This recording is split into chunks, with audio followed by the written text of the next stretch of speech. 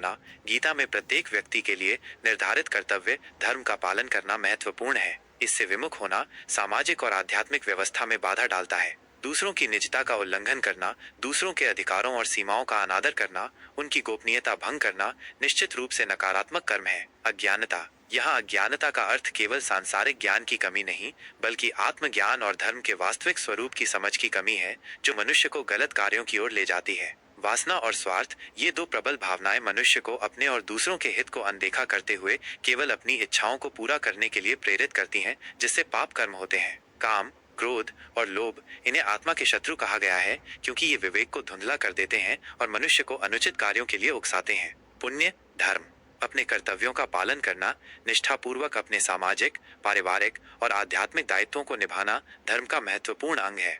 दूसरों के प्रति दयालु और सहायक होना, सभी प्राणियों के प्रति करुणा का भाव रखना और जरूरतमंदों की सहायता करना पुण्य कर्म है। सत्य का पालन करना, विचारों, वाणी और कर्मों में सत्यता बनाए रखना उच्च नैतिक गुण है। सत्य और निष्ठा, केवल कर्तव्य का पालन करना ही पर्याप्त नहीं है, उसे पूरी ईमानदारी और समर्पण के साथ करना भी पुण्य है। दान और भक्ति, निस्वार्थ भाव से दूसरों को अपनी क्षमतानुसार देना और ईश्वर के प्रति प्रेम और समर्पण व्यक्त करना आध्यात्मिक उन्नति की ओर ले जाते हैं। गीता के अनुसार पाप और पुण्य का प्रभाव, कर्म का फल।